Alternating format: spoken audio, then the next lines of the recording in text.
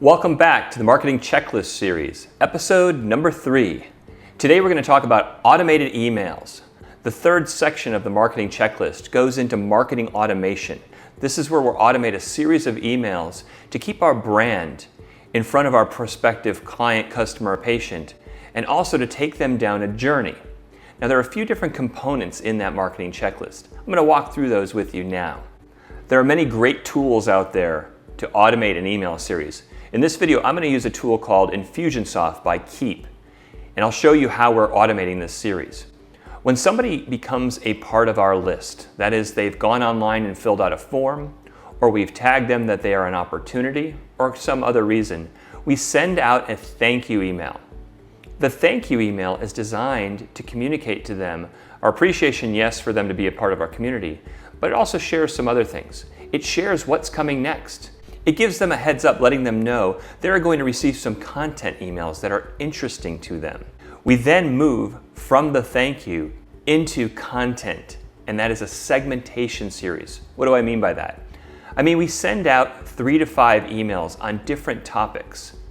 And based on how they interact with that email, we can determine what interests them. So if they open an email and then click on it, we know that they are likely interested in that topic. Whereas if they open it and do not click, they're a little less interested. And we can use this information to further tailor the type of email communications we send to them. After we've given them some content and we see that they're engaging with our brand, we have now earned the right to share an offer. And this is usually a smaller offer. And that offer has some copy written in the email that's intended to overcome objections.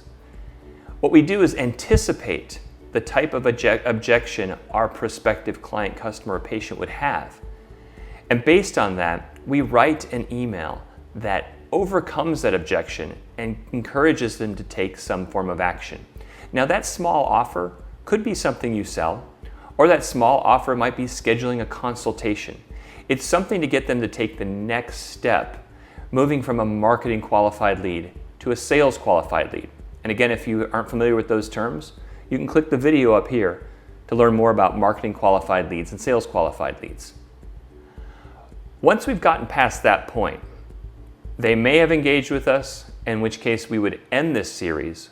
But if they haven't engaged with us, that means they didn't take advantage of that offer.